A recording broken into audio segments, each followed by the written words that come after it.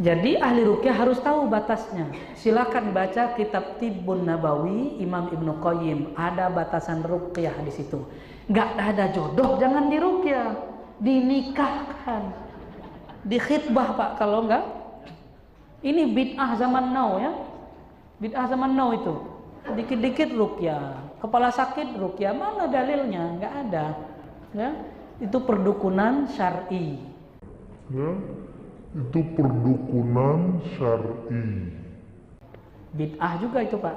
Nah, ruqyah yang begini yang Nabi katakan, orang masuk surga tanpa hisab dan tanpa azab, ciri-cirinya la yastarqun, tidak minta ruqyah.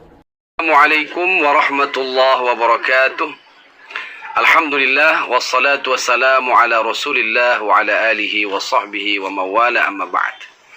Ikhwati fillah rahimakumullah. Alhamdulillah, semoga antum semua dalam keadaan sehat walafiat dan senantiasa dalam lindungan Allah Subhanahu wa taala. Ada satu hal yang sangat menarik belakangan ini dimunculkan oleh sebagian orang, bahwa ruqyah itu adalah sesuatu yang bid'ah. Kita tahu bahwa bid'ah itu hal yang sangat tidak baik, bahkan dikatakan bid'ah itu adalah sesat dan sangat-sangat dapat menyebabkan orang akan digiring ya, masuk ke dalam neraka disebabkan oleh bid'ah tersebut. Apakah memang ruqyah ini tidak pernah dilakukan oleh Rasulullah dan tidak pernah diperintahkan oleh Rasulullah? Nah, sejauh bacaan yang saya pernah temukan ya, bahwa ada setidaknya ya ada 5 kondisi ya, ada 5 keadaan tentang ruqyah ini jika dikaitkan dengan Rasulullah Sallallahu Alaihi Wasallam. Yang pertama, Rasulullah Sallallahu Alaihi Wasallam pernah meruqyah dirinya sendiri ya.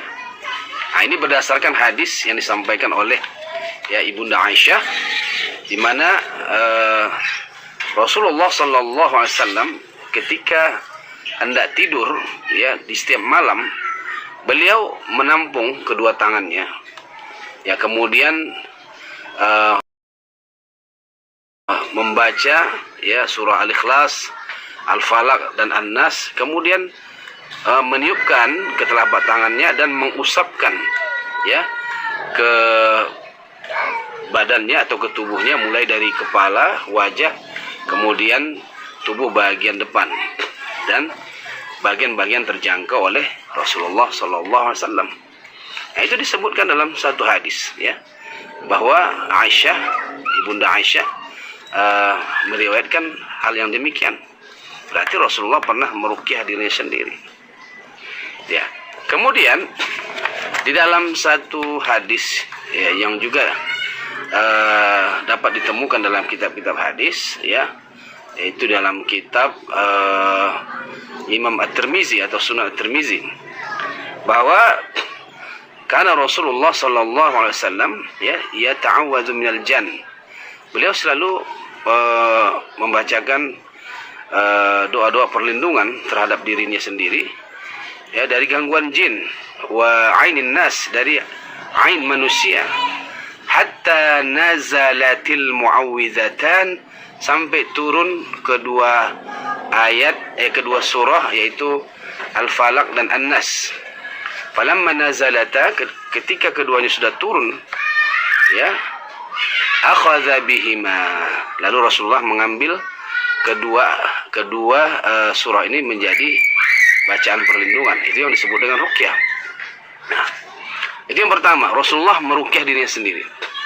Kemudian yang kedua, Rasulullah Sallallahu Alaihi Wasallam meruqyah orang lain ya, dia tidak meruqyah diri sendiri tapi meruqyah orang lain. Ini juga berdasarkan riwayat dari Aisyah, Ibunda Aisyah ya, disebutkan anna Nabi Sallallahu Alaihi Wasallam kana yu'awwidhu ba'd ahli, beliau membacakan doa perlindungan kepada sebagian keluarganya.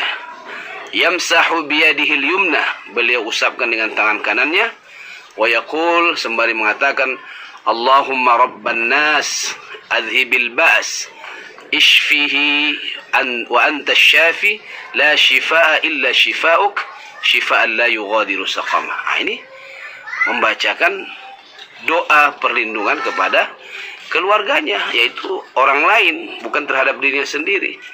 Nah, ini juga bagian dari ruqyah, karena ruqyah itu selain ayat-ayat Quran juga adalah doa-doa yang diajarkan Rasulullah sallallahu alaihi wasallam. Nah, kemudian yang ketiga, Rasulullah sallallahu alaihi wasallam ya meruqyah ya diruqyah oleh orang lain ya. Rasulullah diruqyah oleh orang lain. Nah, ini juga riwayat dari Aisyah ya. Ibunda Aisyah mengatakan, kana idza ishtaka Rasulullah sallallahu alaihi wasallam raqahu Jibril ya. Ketika Rasulullah sallallahu alaihi wasallam sakit, Jibril datang dan meruqyah beliau. Ya, qala ya, Jibril berkata, bismillahi yubrik wa min kulli da'in yashfik wa min syarri hasidin idza hasad wa syarri kulli dhi ain. Jadi Jibril meruqyah Rasulullah. Ya, jadi Rasulullah pernah meruqyah diri sendiri, pernah meruqyah orang lain, dan dia pernah diruqyah oleh orang lain, yaitu Jibril. Kemudian yang keempat, ya, Rasulullah sallallahu alaihi wasallam memerintahkan orang lain untuk meruqyah orang lain. Ya. Ini ada riwayat dari Ummu Salamah, ya. Anna Nabiy sallallahu alaihi wasallam ra'a fi baitiha jariyatan fi wajhiha saf'ah. Rasulullah sallallahu alaihi wasallam pernah melihat ya di rumah Ummu Salamah ya, seorang budak ya, seorang jariyah yang di wajahnya tampak ada saf'ah ya, bintik-bintik atau pleks ya, plek yang berwarna kekuning-kuningan ya. Faqala, kata Rasulullah, istarqulaha, mintakan kamulah ruqyah untuknya. Artinya carilah orang lain untuk meruqyah dirinya, meruqyah si budak perempuan tadi. Fa inna bihan nazarah ya, fa inna bihan nazarah, karena pada diri budak perempuan ini ada ain, ada penyakit yang disebabkan oleh ain. Nah, ya, jadi ini sesuatu yang sangat jelas bahwa Rasulullah memerintahkan ya orang lain untuk ruqyah. Jadi 4. Yang kelima, Rasulullah sallallahu alaihi wasallam mengiyakan atau menyetujui ruqyah yang dilakukan oleh orang lain. Ya. Ini seperti yang diceritakan dalam kisah Abu Sa'id Al-Khudri, ya, ketika mereka dengan beberapa sahabat ya masuk ke suatu kampung, di mana di dalam kampung itu kepala kampungnya atau kepala sukunya digigit oleh binatang berbisa. Lalu orang datang ya meminta kepada Abu Sa'id untuk meruqyah, untuk mengobati si kepala suku tadi. Singkat cerita, Abu Sa'id melakukan itu. Beliau bacakan surah Al-Fatihah ya. Kemudian sebagai balasannya orang kampung itu memberikan hadiah kepada mereka seekor kambing. Lalu kambing ini kemudian mereka tidak berani untuk memakannya, lalu mereka menjumpai Rasulullah. Nah, di situ Rasulullah SAW tidak mengatakan bahwa itu adalah sesuatu yang tidak baik, bahwa apa yang kamu bacakan itu atau apa yang kamu lakukan itu adalah sesuatu yang terlarang. Tidak. Justru Rasulullah SAW meminta atau dengan secara mungkin bercanda ya, Rasulullah meminta bahagian dari upah itu untuk beliau. Nah, ini artinya adalah bahwa ruqyah yang dilakukan oleh Abu Sa'id Al-Khudri itu boleh karena tidak dilarang oleh Rasulullah. Bahkan saat itu Abu Sa'id sendiri tidak pernah belum pernah mendengar bahwa Al-Fatihah itu adalah ruqyah. Nah, sehingga Rasulullah mengatakan, kamu tahu dari mana bahwa itu ruqyah? Nah, seperti itu. Nanti bisa dilihat di dalam teks hadisnya. Jadi 5 ya bukti dari sejarah kehidupan Rasulullah berkaitan dengan ruqyah, bahwa ruqyah adalah sesuatu yang sunnah. Ma udhifa ila Nabi sallallahu alaihi wasallam min qaulin au fi'lin au taqririn, ya, itulah yang disebut dengan sunnah, ya, yang sekarang ini banyak ditinggalkan oleh orang, ya.